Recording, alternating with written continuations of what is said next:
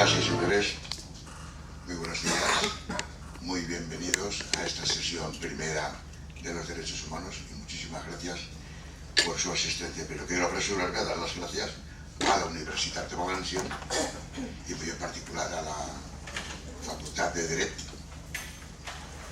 y a todos los rectores que nos acompañan y que han hecho posible que estemos aquí hoy nosotros reunidos. Y les voy a presentar con toda brevedad posible a las personas a las que, como otras veces, tengo el honor y el placer de acompañar, a las que también doy las gracias por estar aquí y por, como decía hace un momento, por habernos facilitado el estar aquí hoy para esta jornada. Y en primer lugar les presento al ilustrísimo señor decano de la Facultad de Derecho, don Javier Palau. No voy a leer ningún currículum porque además de que no me lo han pasado pues no disponemos de tiempo, pero sí quiero decir que gracias a personalidades como esta que estoy presentando y como las que voy a presentar a continuación, nuestra ciudad, nuestra Valencia y nuestra comunidad disfruta de un alto prestigio en cuanto a cultura, ¿verdad? ¿Verdad? Muy bien, pues a continuación también les presento al ilustre presidente, a la ilustre presidente del Ateneo Blasco Ibáñez, y además ya saben ustedes que es la fundadora del movimiento de escritores por derechos humanos. Es doña Isabel Oliver González, muy conocida de todos nosotros, ¿verdad? Y a continuación, y también les presento al ilustre señor catedrático de Filosofía del Derecho, don Vicente Bellver.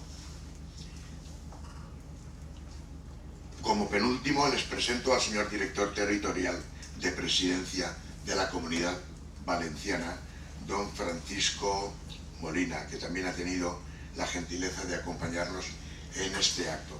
Y por último, les presento a don Ricardo Bellveser, nuestro profesor Bellveser, que tantas veces nos hace compañía, que tiene la gentileza de apoyarnos. Todas estas personas son a las que quería acompañarles, presentarles así de breve, y les voy a dejar con las palabras de nuestra presidente Isabel Oliver, que ella lo comentará todo más y mejor. Muchas gracias por su amable atención y ante ustedes Isabel Oliver.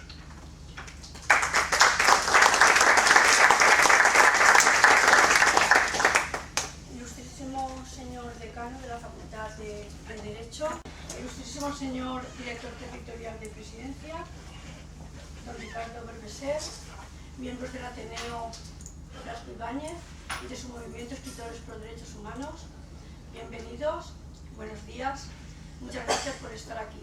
Simplemente y brevemente, porque tenemos que intervenir los cuatro y tenemos apenas media hora para hacerlo, para que siga bien el curso de las conferencias que vienen a continuación, decirles que el movimiento de Escritores por Derechos Humanos se fundó en el año 2008, concretamente con la crisis, esa crisis tan grande que padecimos todos y en la que se hicieron más visibles los problemas que todos teníamos ya en la sociedad, pero que se hicieron más visibles. Vimos como niños tenían que ir a los comedores en el verano, en las vacaciones, porque sus padres no podían mantenerlos.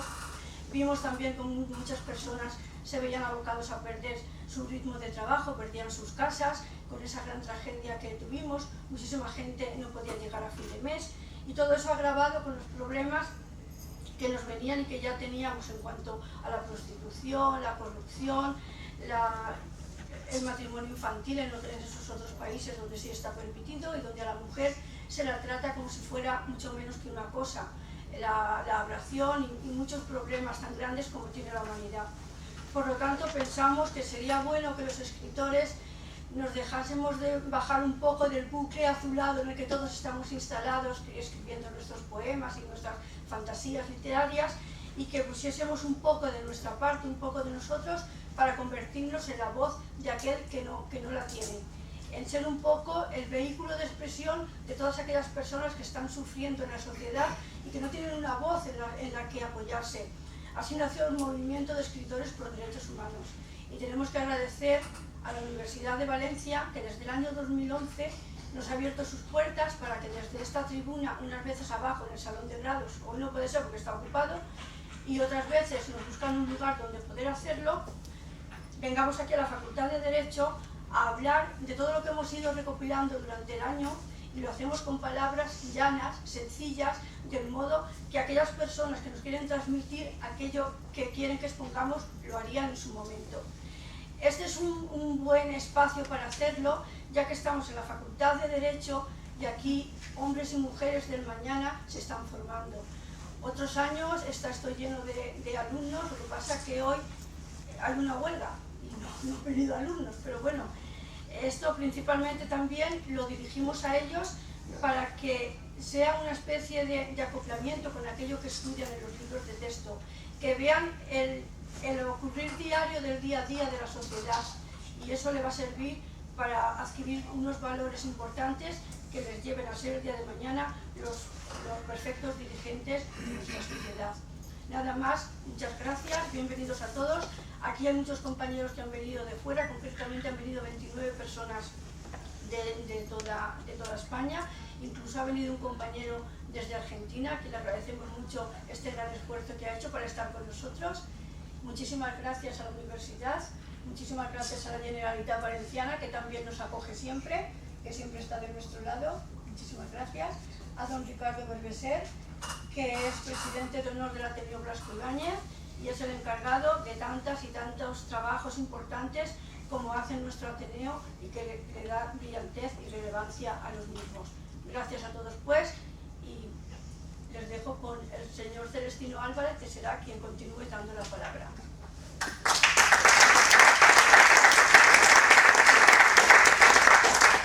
Bien, pues ya han escuchado ustedes las palabras cortas, escuetas, porque así lo manda hoy el protocolo, pero bueno, yo diría que casi brillantes a la vez.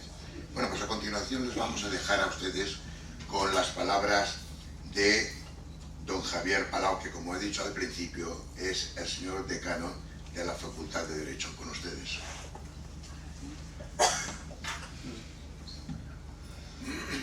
Bien, buenos días. Mi papel es simplemente darles la bienvenida a la facultad como decano de ella. Este acto anual pues se hace en buena medida por el tesón y las ganas que le pone doña Isabel Oliver, como me consta fehacientemente, y también por otra razón quizá más prosaica, y es que don Vicente Blasco Ibáñez estudió aquí. Es alumno y graduado, licenciado en Derecho por la Universidad de Valencia, y hace poco tuvimos acceso a sus notas, encontramos los libros con los expedientes, y la verdad es que no era un gran estudiante.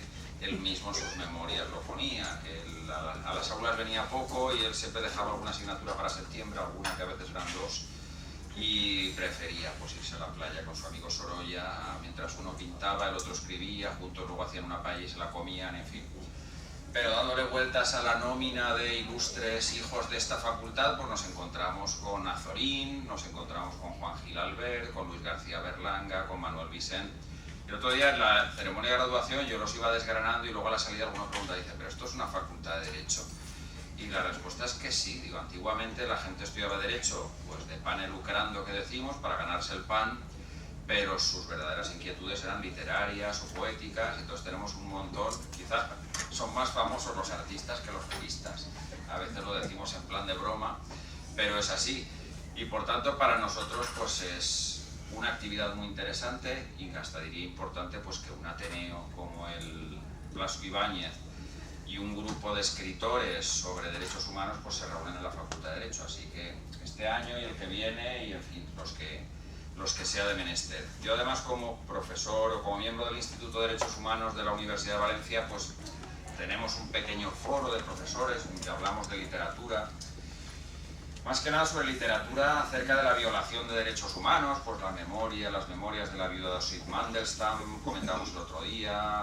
Muchas veces son memorias de personas que han sobrevivido a campos de concentración y que saben escribir, y entonces grandes poetas rusos, por ejemplo, y evidentemente es una literatura conectada con la misma materia que trata el Ateneo en estas jornadas. Por eso ya digo que son varios los motivos que conducen a que una jornada como esta se celebre, a que la Facultad de Derecho y la Universidad de Valencia pues abra las puertas a gente como ustedes, y ya digo que por los años que sea de menester.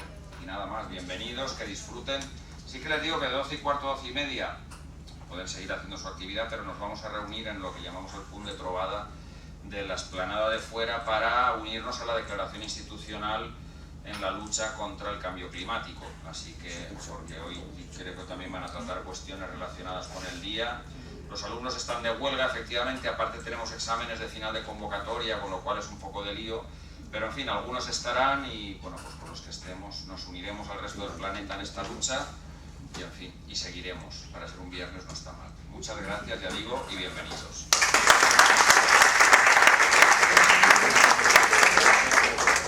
Muchas gracias, señor decano, por sus palabras, por su breve recorrido que nos ha hecho. Gracias. Pues a continuación podremos escuchar... Bueno, buenos días. De todas maneras, yo tengo que dar luego la intervención de apertura. Parece como redundante y demasiado... Pero hubiera dicho simplemente buenos días y dentro de un rato diré lo que tengo que decir. Pero no puedo evitarlo tras la intervención del decano, que por cierto nos prestigia a todos con su presencia, porque de hecho representa a todo el profesorado, a todo el alumnado, pero hace que en una sola persona se sintetiza todo en la gran alma de la Facultad de Derecho. Pero quería decir varias cosas. Una, bueno, que en el Colegio Oficial de Abogados hay una gran tertulia literaria de hace mucho tiempo y muy consolidada, probablemente una de las más prestigiosas de Valencia, si no es la más prestigiosa, por tanto, que hace que hay... Y luego, abogados, escritores hay muchísimos, ¿no? Es muy breve. Pero precisamente las citas que ha hecho el decano ha sido gente que no acabó la carrera. Es decir, a García de Orlando, que no acabó, a Zorín, que no acabó, a Cita de usted Giralbert, que no acabó. Yo creo que a Zorín sí que acabó, ¿eh? Bueno, sí, yo creo que a Zorín sí. Yo también lo creo. He estado dudando. No, Giralbert no, con total seguridad. Luis tampoco. Bueno, quiero decir que es cierto que entran aquí y entonces adquieren esa fuerza, esa energía, esa visión del mundo que les hace ser probablemente mejores escritores. Y por último, dice, bueno, una cuestión más prosaica. Yo en el Consejo Valenciano de Cultura durante muchos años he estado con algunos novelistas ilustres, por ejemplo, Vicente Muñoz Bueyes, ¿no? Y siempre se levantaba a protestar. Bueno, ahora hablemos de forma prosaica y decía, es que soy narrador, ¿cómo que bajamos cómo que ser prosaico es una forma de bajar, ¿no? Los novelistas somos tan importantes como los poetas. Bueno, permítanme solamente la broma, recordando la broma que él suele hacer siempre, que es como novelista, pero siempre parece que los novelistas dicen, bueno, ahora hablemos en un tono más prosaico. Bueno, yo lo que tengo que decir se lo diré dentro de un momento. Gracias por su tiempo.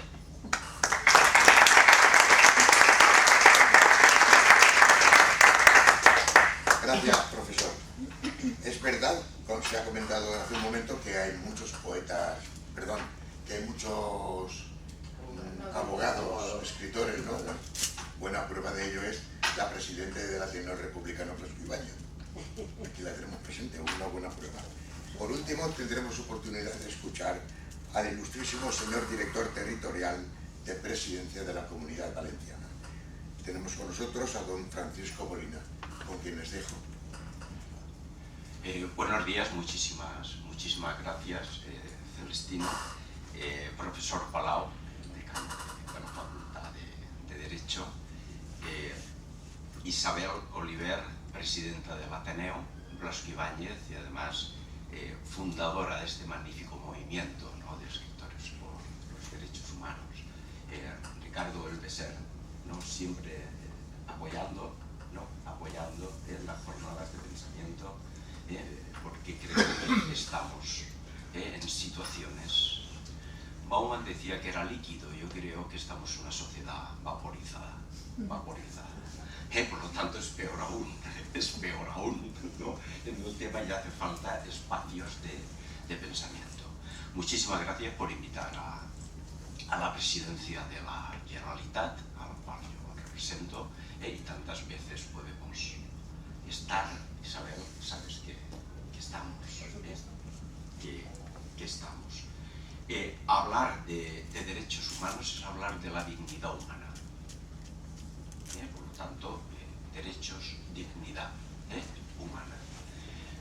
Es cierto, y después lo pondrá entrará en el tema muchísimo mayor precisión y concisión, Ricardo Elveser en la próxima conferencia, que hay un punto de inflexión, y es 1948 con la Declaración Universal de los Derechos.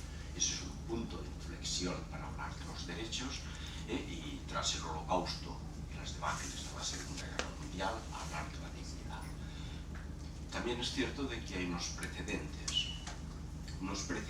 como puedan ser la Declaración de Derechos de Virginia, de George Mason, de 1776, o la Declaración de la Independencia de Estados Unidos, también en 1776, que ya habla de los derechos, o la Declaración de los Derechos del Hombre y del Ciudadano de 1789, y su anverso, de Olimpia de Gouges, que es la Declaración de la Mujer y de las Ciudadanas de 1791. Todo eso desemboca de la modernidad en el espacio contemporáneo. Hablar de derechos es hablar de dignidad, pero el hilo conductor lo tenemos en la Ilustración. Y yo creo que vale la pena recordar aquella sentencia kantiana de que los seres humanos tenemos valor, tenemos dignidad y no tenemos precio. Y yo creo que esto vale la pena recordarlo en el siglo XXI, en una sociedad globalizada, esa sociedad vaporizada, que es un estadio posterior a lo líquido, hablar de las personas como dignidad, como valor. ¿Qué diferencia hay entre algo que tiene valor y algo que tiene precio? Una muy fundamental, y es que lo que tiene precio, nosotros tenemos valor, tenemos dignidad. Lo que tiene precio es intercambiable. Yo tengo un boli de mi universidad, de la Universidad de Valencia, ¿no? Y lo puedo intercambiar por otro, ¿no? Distinto. Pero las personas no somos intercambiables, porque nuestra dignidad es una cuestión nuestra, no es intercambiable. Y este es uno de los puntos fundamentales, porque nos encontramos que se le ha dado un giro a este aforismo kantiano, a este aforismo. Sí, al aforismo kantiano. Y entonces las personas tienen precio y su valor depende de su precio. Esa es la situación en la cual nos encontramos. Tanto es así que yo creo que incluso la profesora Adela Cortina, ¿no?, ha acuñado un término que me parece muy sugerente y además muy necesario, como es aporofobia, el odio al pobre. Estamos en esa situación del odio, porque las personas se nos clasifican por nuestro precio. Por lo tanto, es oportunísimo hablar de derechos, porque hablamos de dignidad. Y la dignidad tiene nombres y apellidos, historias y circunstancias. Nosotros, desde el gobierno de la Generalitat, desde el 2015, uno de los puntos clave era poner en el centro de nuestras políticas a las personas, que es una forma de decir, vamos a recuperar a las personas, porque recuperando a las personas garantizamos su dignidad. No siempre es posible, pero al menos a nivel axiológico, a nivel de principio, sí que estamos apostando por eso, con todas nuestras dificultades de déficits económicas, etc. Pero eso está ahí. De tal manera que si tenemos que hacer recortes presupuestarios, no va a haber recortes en todas aquellas políticas que están afectando a las personas. ¿Qué ocurre? ¿Qué retos tenemos en el siglo XXI relacionados con los derechos? Yo voy a nombrar algunos, no es una taxología, no es una tabla exhaustiva, pero sí algunos de ellos. El primero, yo creo que tenemos que combatir el negacionismo. El negacionismo está negando la universalidad de las personas. Voy a poner varios ejemplos de negacionismos. Uno de ellos tiene que ver con la violencia de género. Hay toda una corriente que niega la violencia de género y la retrotrae al ámbito privado. Yo creo, si pensamos en esto, tenemos que tener en cuenta que estamos negando la posibilidad de dignidad al 51% de la población mundial. Hay bastantes ponencias en las jornadas que hablan del papel y los derechos de la mujer. Isabel, me parece tremendamente acertado. Simplemente un dato. Desde el 2003 hasta hoy han sido asesinadas 1019 mujeres en España. Mucho más que ETA. Ni ETA tenía que haber matado a nadie y nadie tenía que haber matado a las mujeres. El segundo negacionismo es el tema del cambio climático. Estábamos comentando, ¿no? Ricardo y yo antes, el cambio climático. El negacionismo del cambio climático. Hay intereses económicos muy encontrados de las grandes potencias, sea cuales sea, Estados Unidos, China, ahora se ha metido también Brasil, y negar el cambio climático es negar lo que los clásicos griegos decían, el oikos, la casa. Si la casa la negamos, nuestra existencia dentro de ella es inviable. Es inviable. ¿Cómo hablar de derechos y de dignidad cuando hemos destruido, estamos destruyendo nuestro espacio en el cual vivimos? Este negacionismo pasa por diferentes posiciones. Una cosa son las creencias y otra son las certezas. Yo entiendo que hace bastante tiempo se jugará al tema de las creencias de que el cambio climático es más o menos. Ahora estamos en una situación de certeza del cambio climático que tenemos y está afectando. Un simple dato del informe que se presentó la semana pasada en la ONU, que es bastante exhaustivo, pero un dato. El cambio climático está fomentando en gran parte de territorios de África, Asia, sobre todo la parte del Sahel, el matrimonio de niñas adolescentes. Al haber sequía, se desprenden de las niñas, porque el matrimonio genera una transacción económica que es la dote. Hablar de dignidad también es hablar de estas niñas. Era un dato que leí dentro de todo el informe, que es bastante exhaustivo en el tema. Y además hoy la huelga es por la emergencia climática. Pero también tenemos otra serie de retos, como es combatir la desigualdad. Es clave. El concepto de igualdad y de desigualdad hoy está más que presente. Otro de los retos es cómo afrontar la dignidad de las personas en una sociedad robotizada. ¿Cómo hacerlo? Esta mañana, a primera hora, escuchaba una noticia de una sentencia, creo que es de un tribunal de Canarias, donde había sido despedida una empleada y habían puesto una máquina, un robot, que hacía su función, y una sentencia a favor de esa persona. Pero estamos en el siglo XXI, estamos en una sociedad postindustrial, en una sociedad en la cual la tecnología está. ¿Cómo garantizar los derechos privativos personales en la sociedad de la información globalizada? Es un reto. ¿Cómo podemos garantizar en una sociedad globalizada con mayores desigualdades la distribución de la riqueza? Si no hay entornos ni mínimos, ¿en qué sentido hablamos de dignidad? No sé, son cuestiones que están ahí.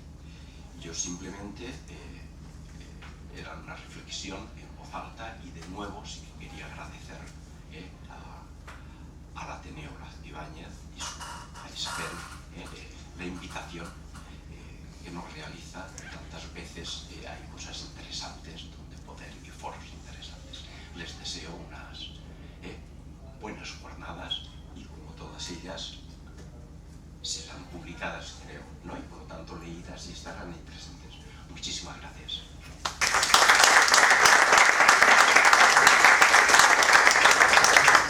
Muchas gracias, señor Molina, señor director territorial, por sus palabras y por sus puntualizaciones. Bien, pues, com els valencians tenen dues llengües, també puc dir en valencià, de quan en quan, no? Pues benvolguts amics, després d'haver sentit, escoltat les paraules de totes les persones a qui tenim el gust d'acompanyar, crec que serà el moment d'escoltar una conferència del nostre profesor Bellveser. ¿Es així, no? Antes, si se me permite, quiero mostrar este libro. Es el segundo volumen de la colección Líderes de la Palabra.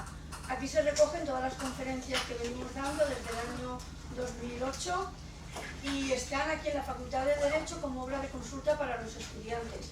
El año que viene haremos otro libro en el que estarán las conferencias del año pasado y los de este. Quiero decirles que todas las conferencias que van a escuchar hoy las hemos conformado conjuntamente entre varios escritores. Hay solo 3 que los van a dar los profesores únicamente. Pero no va a ser el total de lo que después se verá reflejado aquí, porque en honor a que todos podamos leer en la facultad las 13 ponencias que tenemos organizadas, se va a leer una especie de resumen que durará unos 15 minutos, pero después lo podrán ver el año que viene cuando se publique más ampliado, tal y como se ha preparado, para que quede constancia de lo que el Movimiento de Escritores por Derechos Humanos estamos haciendo por el bien de la sociedad. Muchísimas gracias. Lleváoslo y... Bueno, buenos días de nuevo. No voy a dar una conferencia, haré una charla y corta. Lo digo para que nadie se aterrorice. Hay mucha y excelente retórica en este entorno. Pondré algunos ejemplos. Uno que dice, voy a empezar mi conferencia con un ruego. A mitad de la conferencia, si alguien tiene que salir, que salga sin despertar al de al lado. Según una vieja tradición, hablo del sarcasmo que hay en torno a eso. O hay... Ricardo, jo continuo la activitat de la facultat que tenim que organitzar l'acte del clima, de les Motius que ha estat un plaer. i que disfruteu de la jornada. Ha estat un plaer. Molt bé, hasta luego.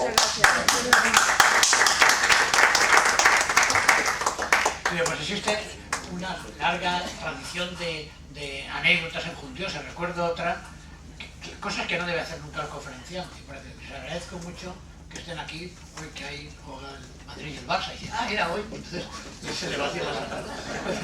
Hay cosas que nunca errores que no debe cometer nunca el conferenciante.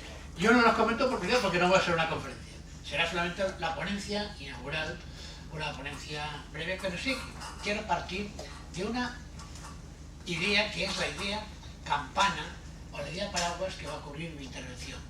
Y es, hay declaración de los deberes humanos, sí la hay. Es una declaración que se hizo en Valencia. Pero partía de esa pregunta, aunque sea solamente como un anuncio retórico, porque estamos hasta la saciedad de escuchar los derechos, y además los derechos las personas reivindican sus derechos a veces con una energía. En cualquier establecimiento, en cualquier comercio, en un bar, veo una persona indignada siempre reclamando derechos, ¿no? Y quizás será el momento de reclamar deberes. Declaración Universal de los deberes del hombre, que generalmente van muy unidos a los derechos. El jurista y filósofo, pero sobre todo político y orador, Cicerón, ¿verdad? Marco Tulio Cicerón, que es un personaje que vivió en el siglo I antes de nuestra era, insistió en recordar en diversas ocasiones esta cuestión que estoy planteando ahora. Algo que, en mi opinión, es muy evidente, y es que no hay fase en la vida pública o privada libre de deberes. No hay ninguna fase, no hay ninguna circunstancia, no hay ningún proceso público o privado libre de deberes. Cicerón, por cierto, murió decapitado por 2 sicarios. Cicerón tenía problemas de movilidad, diríamos hoy con toda cortesía, y solía ir en litera. Y la litera, a veces arrastrada por forzudos, ¿no?, que lo llevaban, o a veces arrastrada por algún animal. En este caso, lo llevaban unas personas y tal, y llegaron 2 sicarios, tiraron de Cicerón y su cabeza rodó por el suelo como si fuera una pelota. Ahí, desde luego, se acabó su vida, pero no solamente, pero solo acabó su vida física, porque aún hoy seguimos leyendo, ¿verdad?, sus filípicas o sus catilinarias, como no. Y aún, vamos, en cualquier periódico es fácil ver a veces artículos que empiezan ¿cuántas veces Catilino de decirte? Bueno, con esa retórica que utilizó tanto. Murió, al morir, Cicerón, murió a los 64 años. Bueno, murió, fue decapitado, ¿no?, a los 64 años. Pero curiosamente los documentos dicen, ya anciano. Bueno, la vida, ¿verdad?, pues tiene esos pequeños giros. También a veces lo oigo en televisión, ¿eh? Bueno, tal, un anciano de 60 y tantos, ¿verdad? Hoy hay que recordar de nuevo a Cicerón y su afirmación de que derechos y deberes van unidos. Y los deberes eran lo más... igual que los derechos se han universalizado, que lo explico estupendamente Paco, pero Francisco, pero la cuestión que yo me planteo es lo que han sido universalizados desde siempre, al menos que yo tenga recuerdo, conocimiento y tal, han sido los deberes.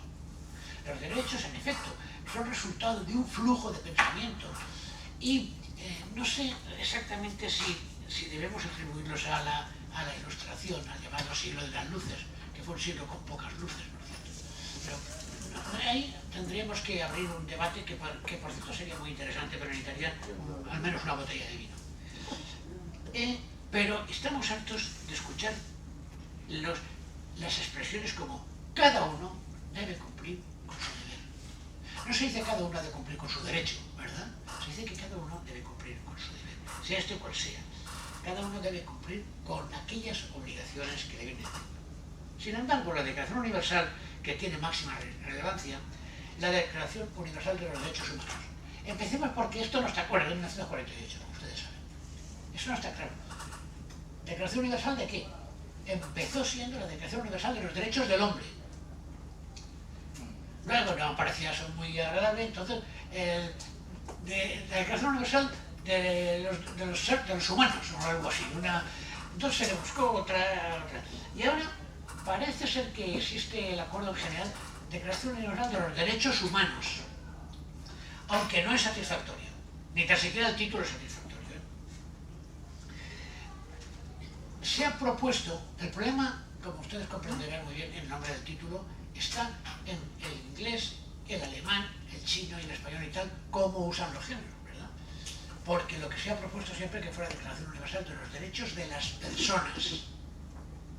A mí es el que más me gusta, esto de las personas. Pero lo que pasa es que muchos entienden que hay otros seres aparte de los humanos que también son personas, ¿verdad? Y entonces eso sería un ámbito. Solamente una cosa muy rápida. Persona quiere decir máscara, que lo sepan ustedes en griego. En la tradición griega, en el teatro, los teatros eran muy grandes, ustedes habrán visitado, ¿verdad?, decenas de ellos. Eran muy grandes, los actores oían bajo, pero para hacerse oír, primero no existían ni hombres ni mujeres. Existían máscaras representando a un hombre y máscaras representando a una mujer, en forma de bocina, para sonar. Eso es persona. La máscara que hacían para sonar, hombre o mujer, ¿eh? Pero la mujer podía ser un hombre o al revés, ¿no? Entonces, persona quiere decir máscara, lo que nos abre también otro tema interesante que lo dejaremos por otro día. Las personas suelen ser muy vehementes a la hora de reclamar sus derechos, y todos los derechos les parece poco, ¿eh? Pero son mucho más olvidadizos cuando se hablan de los deberes que lo que estaban planteando. Ambos conceptos son difíciles de precisar por tener un carácter, vamos a llamarlo, difuso, ¿verdad? Y además, en el mundo moderno, ambas cosas van unidos a las libertades. ¿Cómo enunciamos? Normalmente se enuncia siempre en el catálogo de derechos y libertades, no derechos y deberes. Eso se camufla y se suele ir conjuntamente el binomio de derechos y libertades. Bueno, expresión que constituye, ¿verdad?, un conjunto y que vamos a aceptarlo y lo vamos a dar por bueno. Pero en realidad lo que están es constituyendo un conjunto de reclamaciones que se reconocen a determinados sujetos en función de cuáles son los derechos de las personas, cuáles son los derechos y la libertad de las personas, las que van unidas a su lugar de nacimiento, a su lugar de vecindad, a sus méritos personales o a veces también por razones de conquista. Sería otro tema, pero me lo voy a saltar. Pero no me quiero saltar la relación inicial de los derechos de las personas. Estoy reivindicando los deberes, pero claro, solo puedo reivindicar los derechos y los deberes desde la subrayar los derechos. Miren ustedes, y es una pena que no esté el señor Cano.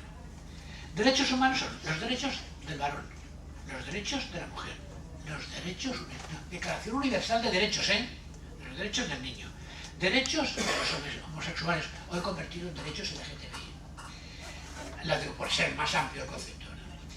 Los derechos de las minorías, derechos de los indígenas, derechos de los animales. He estado buscándolos, no crean que no es un acto perezoso.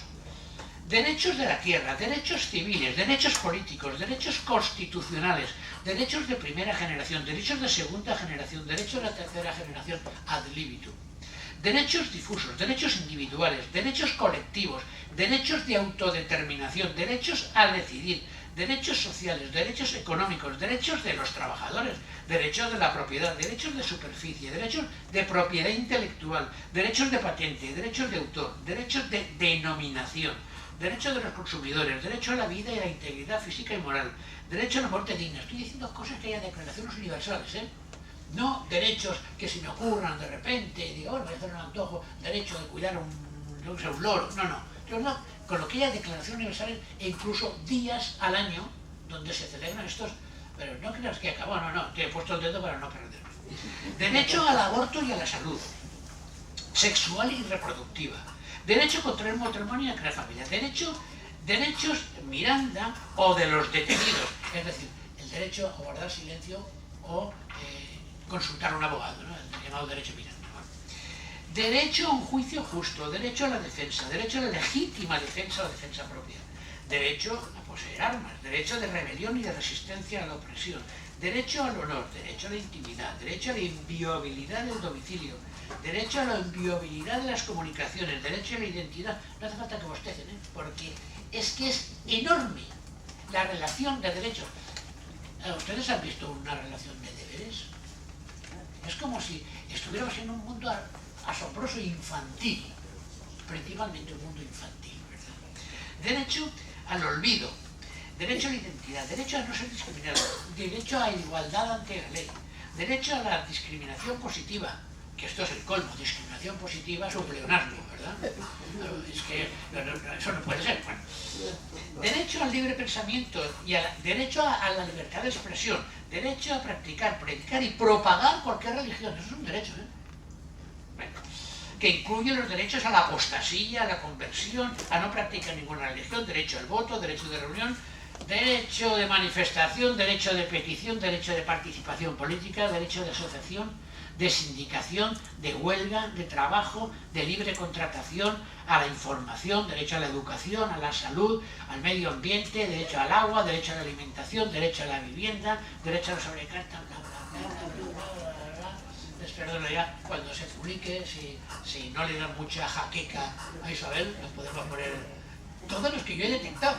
Que eso no quiere decir que haya detectado ni una cuarta parte, seguramente.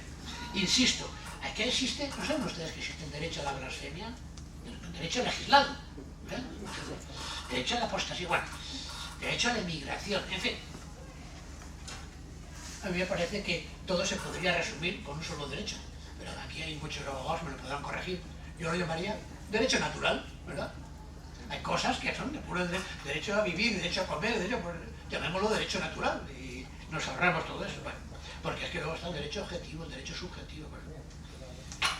Todo esto con olvido de ciertos derechos arcaizantes, como son los derechos del señor, no están anulados.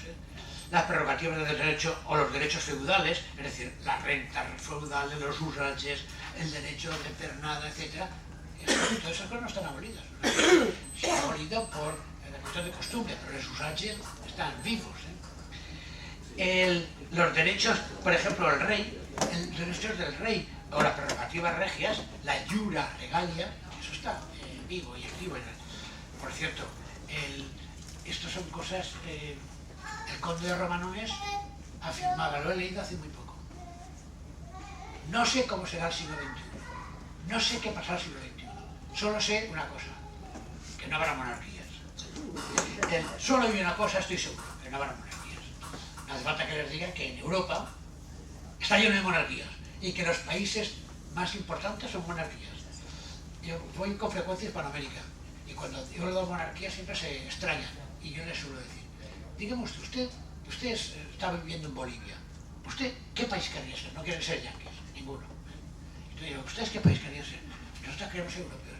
¿Y Europa qué le gustaría a usted ser? Me dicen monarquías.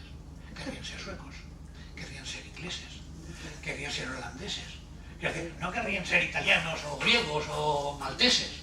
Es una cosa, pasa mucho en Hispanoamérica, me pasa mucho y además yo juego a provocar este desconcierto, porque se quedan estupefactos, porque no saben que en Europa no hay monarquías y que son los países más avanzados de Europa, excepto Francia, pero eso es otro tema que hablaremos otro día, como diría Michael Ende.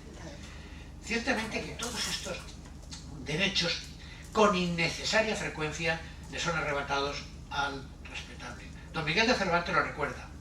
Cuando hay fuerza de hecho, se pierde cualquier derecho. Nos dice Don Miguel, ¿verdad? Diciendo una obviedad, ¿no? Y además basta echar una mirada a nuestro alrededor para saber que es verdad. ¿Alguien se atreve a hacer una relación, aunque sea una cuarta parte de extensa que esta, sobre las obligaciones y deberes de los ciudadanos? Existe, sin embargo, una Declaración Universal de los Deberes de las Personas, que se aprobó en Valencia en 1998, se llama Declaración de Valencia. Otra cosa que esté amnésica, pero se aprobó en Valencia. Y aquí recibió ese apodo, Declaración de Valencia, y así se puede localizar en las documentaciones. Y que se presentó un día como un documento que fue intercultural y transdisciplinario.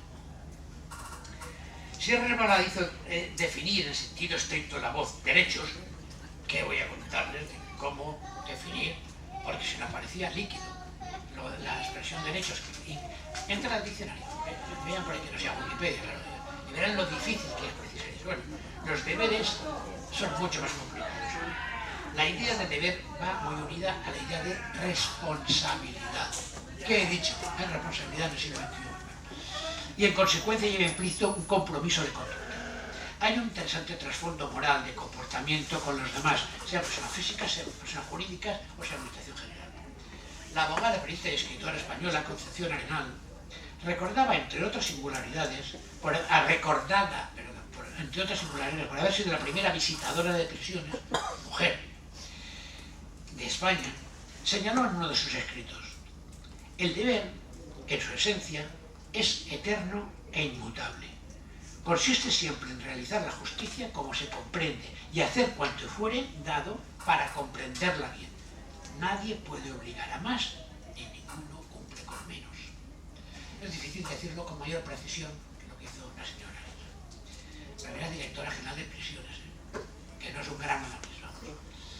Esta Declaración de Responsabilidades y Derechos Humanos, o Declaración de Valencia, se hizo iniciativa de la UNESCO, impulsada por un grupo de alto nivel, presidida por el juez sudafricano Richard Goldstone, y compuesto, entre otros miembros, por Federico Mayor Zaragoza, por Richard Falk, por Raúl Lubers, por Lofran Judd, por Sergei Kapiska y otros muchos. Y bueno, estuvo Fernando Sabater, los premios Nobel Joseph Rowland o Wole Soyinka, y estuvo Darío Fon, premio Nobel. Todos estuvieron en Valencia para esta declaración, por cierto.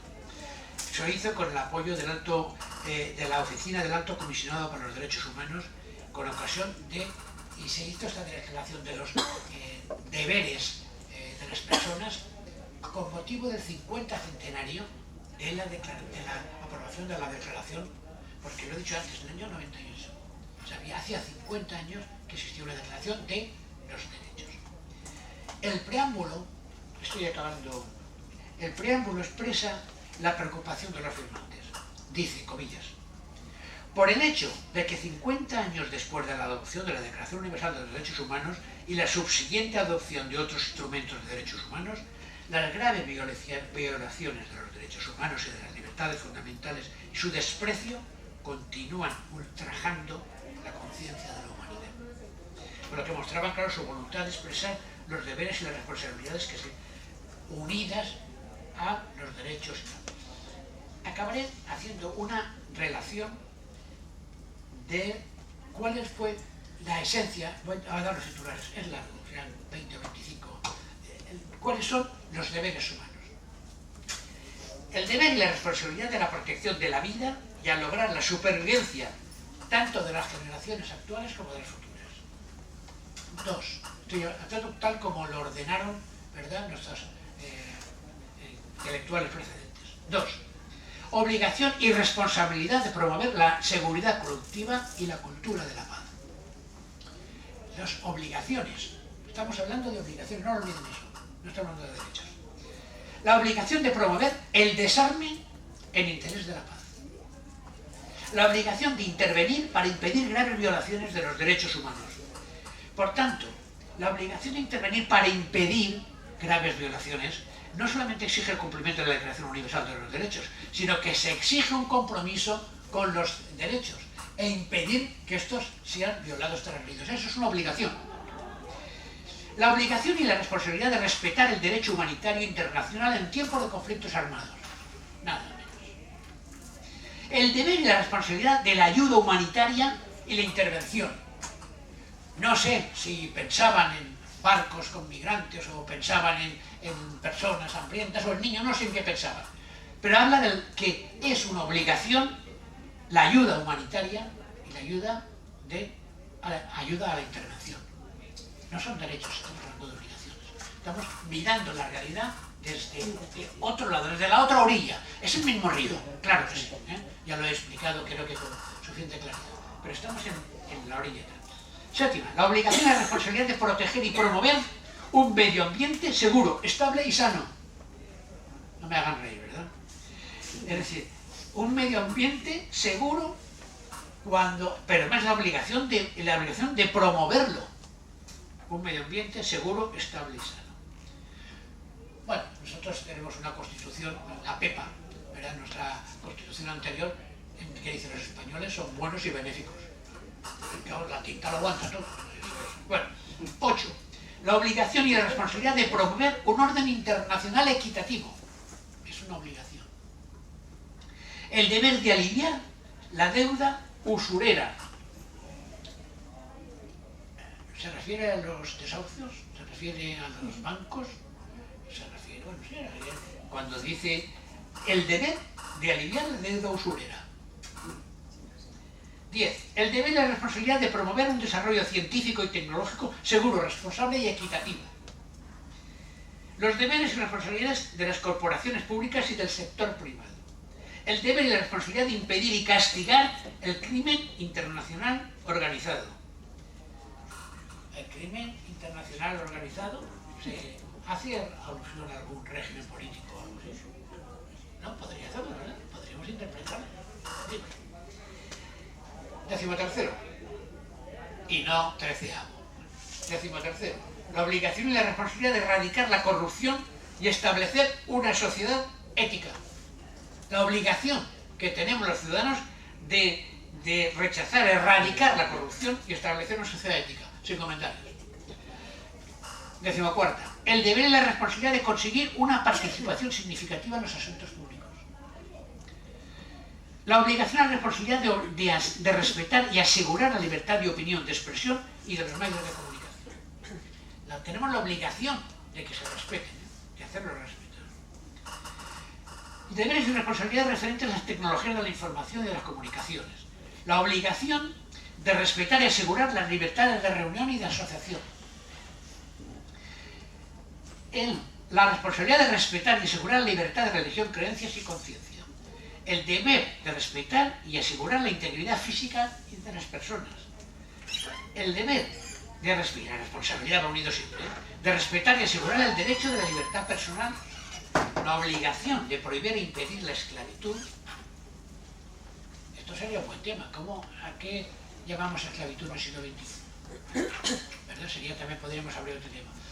Con lo que estamos diciendo podemos abrir 6 o 7 temas distintos para un interesante encuentro.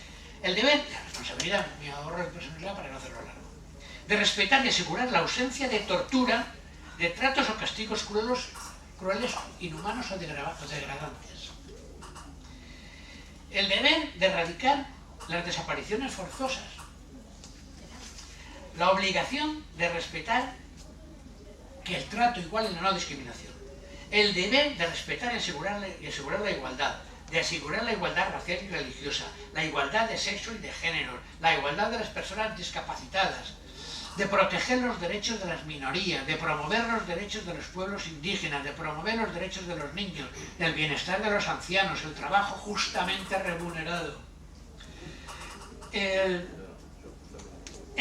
Pero es que es una obligación que tenemos. Deberíamos denunciar e implicarnos en esto. Esto es lo que nos exige esta declaración, la Declaración de Valencia. Derecho a un trabajo justamente remunerado, de un nivel de vida adecuado, el derecho a la educación, el fomentar las artes y la cultura, el aplicar recursos efectivos y, por último, la declaración de responsabilidades, el deber de observar y poner en práctica la declaración de deberes y responsabilidades. Esa es la famosa Declaración de Valencia, que tiene el mismo nivel que la Declaración Universal de Derechos Humanos, que tiene 50.000 veces más silencio que el otro, porque esto está lleno de pólvora, de polvo, esto es TNT, ¿eh? Pero sin embargo se aprobó en esta ciudad. No sé qué hubiera pasado si hubiera aprobado en otra ciudad europea, española o europea, o tal, a lo mejor hubiera tenido un eco superior. De todas maneras, y con esto sí que acabo, hay varias cosas que dejaría abiertas para un coloquio que no sé, creo que se puede dar, pero que la dejaría abierta. Y era una pregunta, después de leer esto, ¿la acción moral es individual? La acción moral es individual. Sería la primera pregunta. La segunda pregunta que formularía, estas declaraciones, ¿a quién van dirigidas? ¿A las personas? ¿A los gobiernos? ¿A las ONGs? ¿A quién van dirigidas estas acciones? ¿A qué ojos está mirando quién escribió esto? Tercera cuestión sería, ¿qué vinculación habría entre la Declaración Universal de los Derechos y la de los deberes? Pues quizá los deberes de hoy sean los derechos de mañana, si se cumplieran tal como hemos dicho. Y por último, ¿cuál es la responsabilidad de cada uno? ¿Hay una responsabilidad individual o nos escondemos tras las responsabilidades colectivas? He dicho.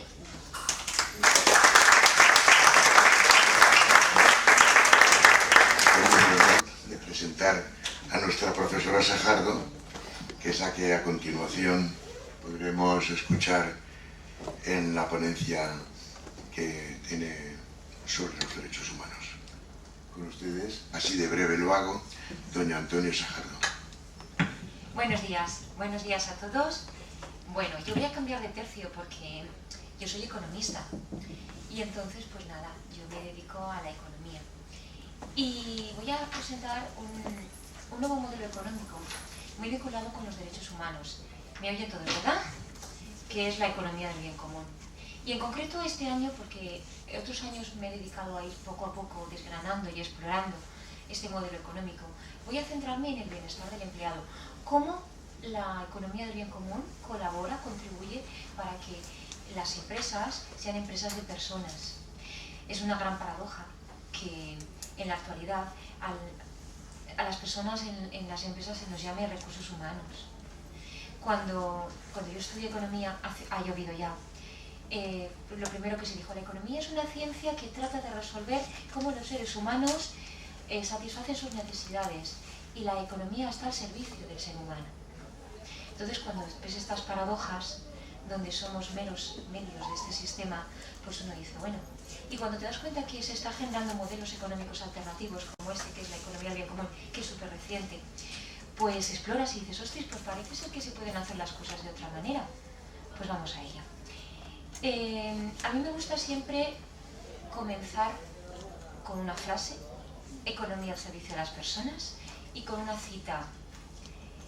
Esta cita es del Compendio de la Doctrina Social de la Iglesia de 2004 y dice, a propósito de la economía del bien común, ninguna forma de expresión de la sociabilidad desde la familia, pasando por un grupo intermedio, la asociación, la empresa de carácter económico, la ciudad, la región, el Estado, hasta la comunidad de los pueblos y de las naciones, puede eludir la cuestión acerca de su bien común, que es constitutivo de su propio significado y auténtica razón de ser, de su misma subsistencia.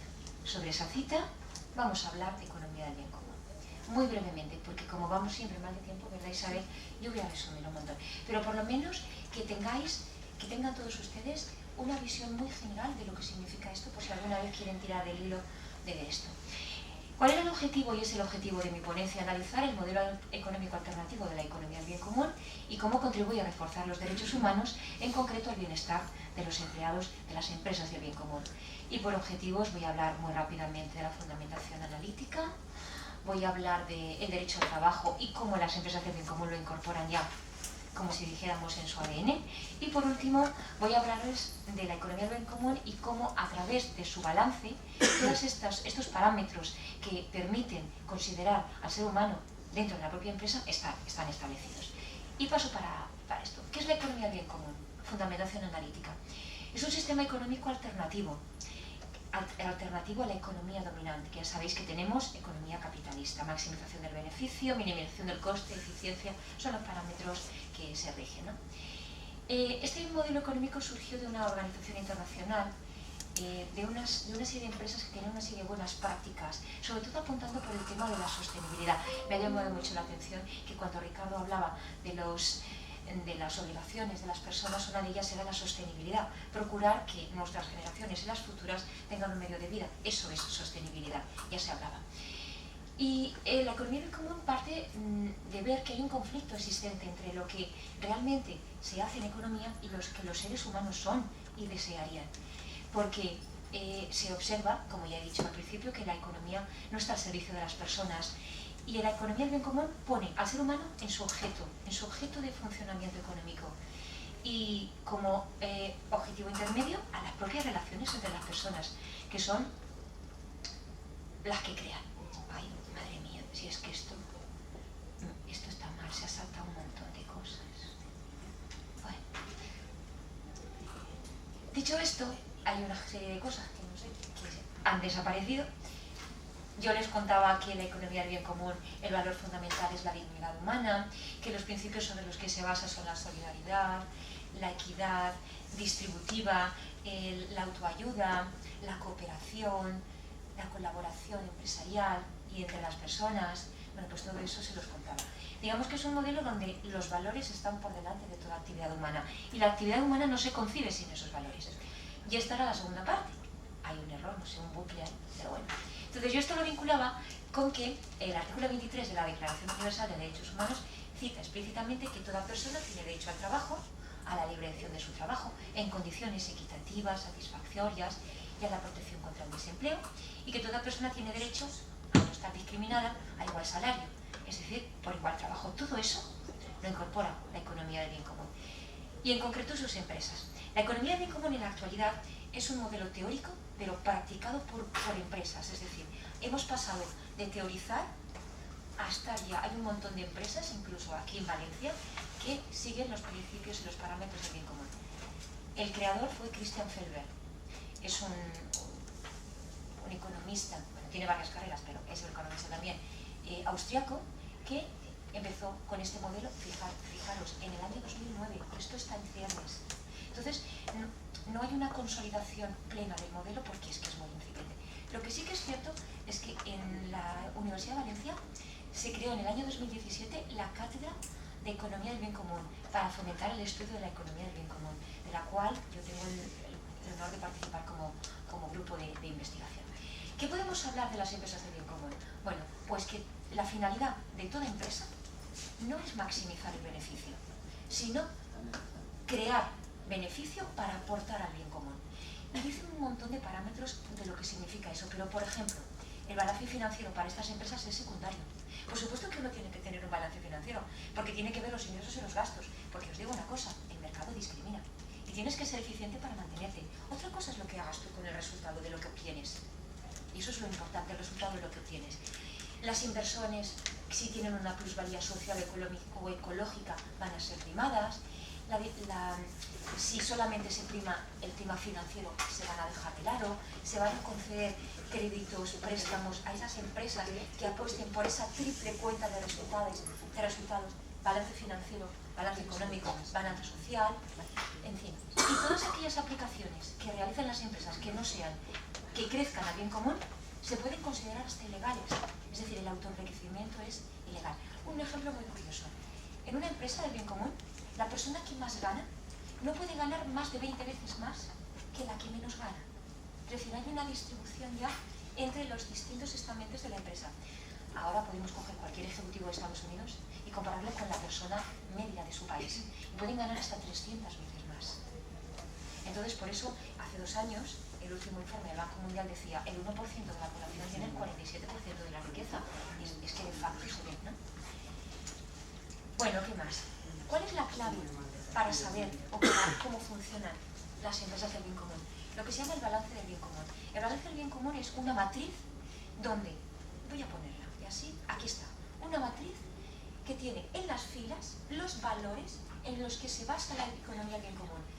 Dignidad humana, solidaridad y justicia, sostenibilidad medioambiental y participación democrática, ¿vale? Transparencia y participación democrática.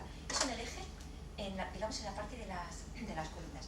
Y las filas, la economía del bien común valora cómo la empresa trata a los distintos grupos de interés con los que se relaciona. ¿Cuáles son los grupos de interés? Proveedores, propietarios y financiadores, empresas empleadas, clientes y otras organizaciones y el entorno social. Digamos que la economía del bien común valora cómo la empresa interactúa en su entorno interno y externo. ¿Vale? La ponencia solamente va a tratar, y ya estoy casi terminando, en la parte de las personas empleadas, en la parte C. Y eso es lo que yo quiero contaros. Fijaros cómo se desglosa eso. Cómo desglosa la economía del bien común cada uno de los parámetros de esto, es decir, esas personas empleadas, cada parámetro, es decir, personas empleadas respecto a la dignidad humana. ¿Cómo se trata en la empresa la dignidad humana? ¿Cómo se trata en la empresa la solidaridad y justicia con los empleados? ¿Cómo se trata en la empresa la sostenibilidad medioambiental con los empleados? O los empleados con la sostenibilidad medioambiental. Y también los empleados en relación a la transparencia y a la participación democrática. Pues aquí está todo desglosado. Cada uno de estos parámetros se puntúa de tal manera que al final esto es un sumatorio de puntos. Hay una serie de puntos que llegan hasta 1000. Cuanto más puntos tienes, la empresa es más del bien común y tendrá más ayudas fiscales, financieras, apoyo público y sobre todo apoyo social. Porque lo que se pretende es que se haga una especie del efecto mancha de aceite. Si tiras el aceite, se tapa todo lo que tienes. Pues eso es lo que pretende la economía del bien común. Por poner algo y desglosando. Dignidad humana en el puesto de trabajo. ¿Cómo se valora esto? Viendo si la cultura organizacional está orientada a las personas, viendo si se promueve la salud y la seguridad en el trabajo, viendo si hay diversidad e igualdad de oportunidades y, después de valorar la puntuación de cada una de estas variables, si hay algún aspecto que lo que hace es fomenta, o hay algún aspecto que lo que hace es determinar condiciones de trabajo indignas, se resta. Se quita como de la valoración que se ha alcanzado. Respecto a las características de los puestos de trabajo, ¿cómo se remunera? ¿Cuál es el horario laboral? Las condiciones de trabajo y de conciliación. Fijaros qué cantidad de cosas se están contando. Por ejemplo, se prima que los empleados tengan un bar donde todo lo que haya será comida de calidad. De calidad me refiero a productos de la zona, productos de dieta mediterránea que están aquí, en fin, para que los empleados estén sanos. ¿Qué más? Promoción de la responsabilidad ambiental de las personas. Alimentación durante la jornada laboral, movilidad sostenible, se prima, por ejemplo, el transporte colectivo frente al transporte individual, el uso de bicicletas, etcétera, etcétera. Todo eso se va puntuando. Cultura organizacional sostenible y sensibilización con el medio ambiente. Energía limpia, reciclado de envases y embalajes, todas esas cosas son un plus que va sumando y puntuando. Y por último, el apartado de desglose en relación a las personas empleadas es el C4.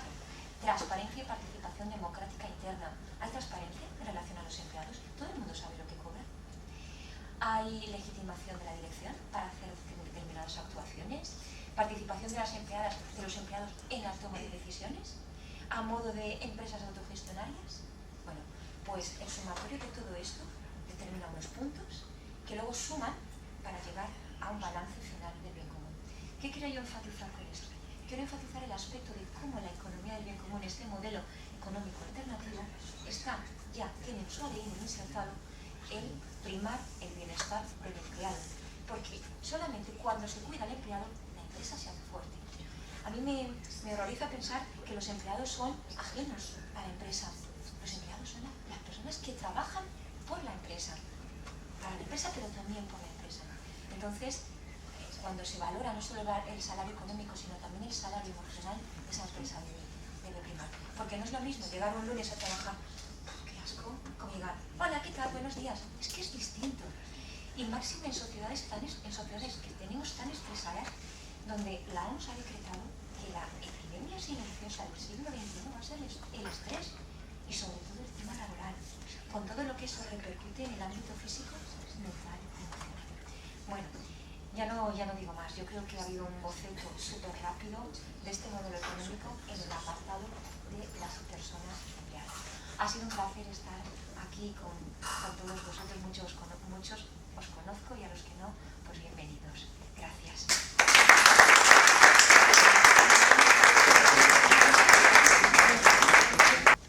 Pues ahora vamos a dar comienzo a las conferencias elaboradas conjuntamente por los miembros del Movimiento de Escritores por los Derechos Humanos. Las personas que han intervenido antes también lo son. La profesora Sajardo es miembro de la Ateneo Blasco Ibáñez, del Movimiento de Escritores por los Derechos Humanos, don Ricardo Berbeser también. Pero vamos a dar ahora paso a las conferencias conjuntas. Es una ponencia que la llamamos Las nuevas tecnologías están invadiendo nuestras mentes y está conformada por los escritores doña Gina Tizón, doña Javier Mohamed, don Manuel Vélez, doña María José Martí y don Manuel García Casas. Todos son excelentes escritores y vamos a escucharles. Bueno, previa a una pequeña reflexión, hace poco oí que se hacían la pregunta si en todas estas películas de ciencia ficción estaban dando, digamos, acertaron en la imagen que esperaban que se produjera de desarrollo en esta época. 2001, una odisea del espacio. ¿Qué ha pasado en 2001? Pues resulta que no hemos llegado a lo que se esperaba en aquella época de lo que iba a ser el año 2001. Ha pasado y no se ha llegado al grado, digamos, de desarrollo que se esperaba en aquella película. Sin embargo, en el caso de las nuevas tecnologías, yo creo que se ha superado. O sea, yo creo que el 1984 de Orwell está, pero que muy primitivo en comparación con lo que tenemos. Tengo un sobrino que ahora mismo está en cuarto ahí en filología, y en una asignatura, y claro, lo que siempre hacemos los profesores, ¿no? El primer tema que les damos es para impresionarlos, ¿no? Les soltamos ahí una. Y precisamente el profesor trató sobre la invasión de las nuevas tecnologías en nuestra vida, ¿no? Es decir, lo podríamos titular así. Y salieron todos impresionados. No se lo imaginaban de lo muy vigilados que están. Incluso tengo un amigo que su hijo trabaja precisamente investigando en informática en tiempo real. Muchas cosas que cuando buscamos en internet un sillón para ver si lo compramos, nos aparecen todos los anuncios de sillones inmediatamente, es decir, cuando entramos después, ¿no? Pero esto se lleva a niveles militares y a niveles de todo tipo, no solo comerciales. Bueno, lo nuestro es una reflexión sobre esto, ¿no? Bien, el 12 de marzo de 1989 nacía lo que conocemos como Internet y que utilizan en la actualidad el 50% de la población mundial. Durante las últimas décadas estamos asistiendo a un desarrollo tecnológico realizado con una rapidez que muchas veces rebasa nuestra capacidad de asimilación. Lejos quedan los tiempos del Spectrum Plus, esas son tus palabras. Yo lo recuerdo estar discutiendo con mi mujer a ver si comprábamos un Spectrum o no comprábamos, porque parecía una locura aquello, ¿no? Sí, cuando la tecnología de los ordenadores personales era todavía balbuciente y las novedades aparecían de año en año.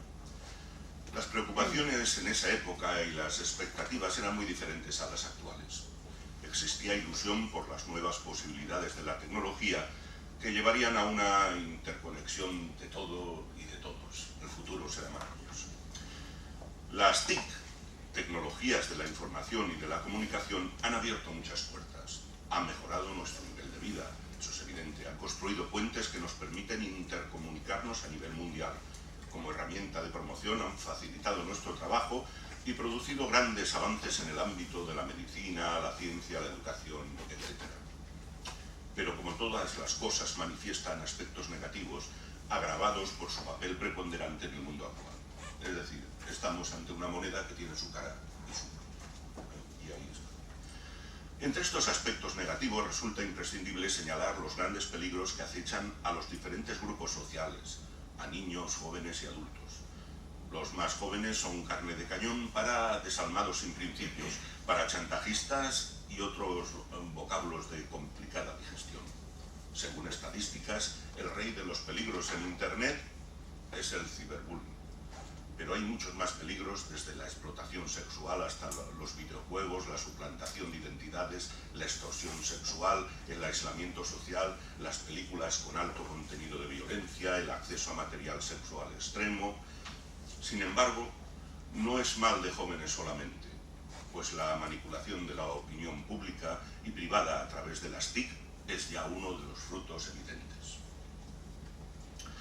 Nuestra especie racional y social, cuando aparece especie racional, eso es que lo cuento yo, por biólogo. Dice, nuestra especie racional y social se articula sobre una cultura de grupo, transmitida en soportes informativos, y nuestra opinión y nuestros actos, decisiones, están condicionados muy fuertemente por la naturaleza de los datos. Por tal razón, una manera efectiva de controlar al individuo es dominar la información, tanto en su contenido como en la velocidad del flujo informativo que llega al individuo. Así, la realidad actual nos conduce a una pregunta inquietante. ¿Somos capaces de usar esas herramientas que tenemos al alcance de nuestras manos sin menoscabo de nuestra capacidad intelectual? ¿Hasta qué punto somos libres? La libertad está en la corteza cerebral. ¿Hasta qué punto podemos utilizar nuestro cerebro correctamente? Quizá para contestarla no solo debamos fijarnos en los factores psicológicos, sino también en los sociales y sociológicos, que innegablemente influyen en la respuesta de las personas. Esto viene ligado al hecho de que la inteligencia es una capacidad global que tiene el individuo, ¿no? Entonces todo lo influye, ¿no? La consultora Ted Hyde ha recopilado una lista de nuevas enfermedades según resultados obtenidos por diversas investigaciones. Una de ellas, tal vez la más extendida, es la tecnoadicción, abarcando desde adictos a las páginas de porno, a videojuegos, a las redes sociales, a las compras en línea, etc.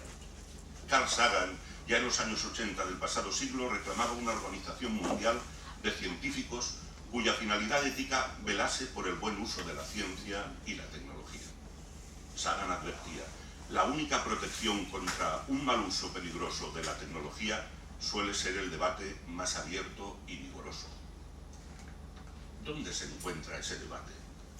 ¿En qué punto del camino estamos? ¿La ética se perdió o nos la quitaron? En España, intelectuales como Almonacid, Anzo y Prats Ribelles han llamado la atención sobre los efectos, en principio sorprendentes, sobre la incomunicación que se produce a causa de las TIC y que estaría en la línea de la frase: el móvil acerca a los que están lejos y aleja a los que están cerca. Los contenidos de Internet parecen exentos de este debate ético. Vivimos en un mundo igual, pero en constante cambio.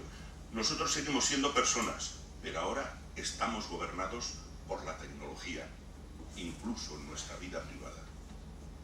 Los niños y adolescentes están siendo los colectivos más mal afectados por el mal uso de las tecnologías.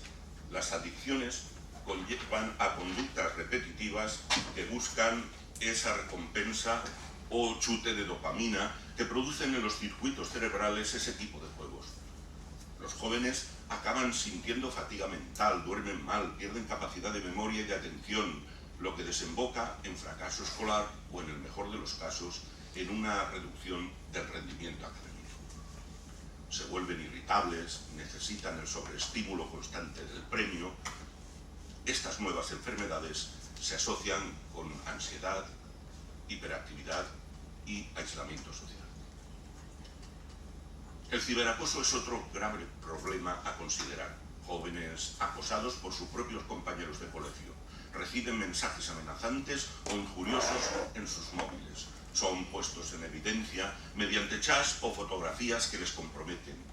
Chicas adolescentes que son acosadas tras publicar en internet o enviar a un amigo por el chat fotografías de cierto contenido sexual, quizá para gustar a alguien o ganar seguidores en su cuenta de Instagram o de Facebook o lo que sea, evidentemente con una ingenuidad que a veces les pasa muy grave factura.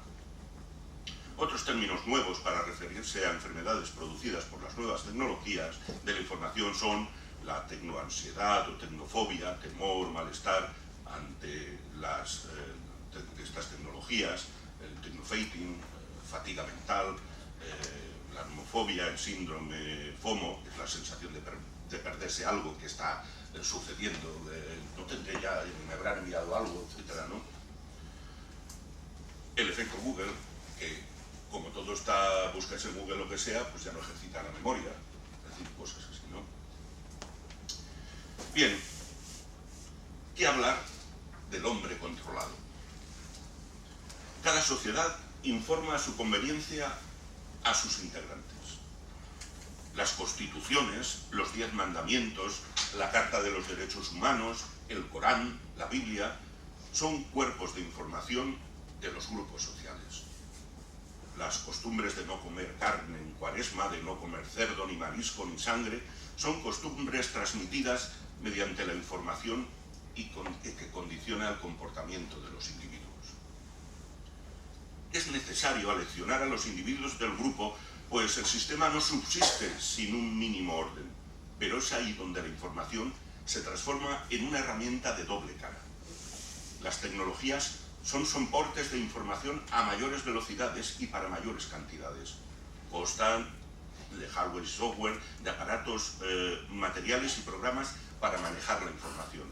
Con las tecnologías se consigue un mayor acceso a la información por parte del individuo, pero también que las entidades tengan mayor información del individuo en línea con la obra de 1984 de Orwell.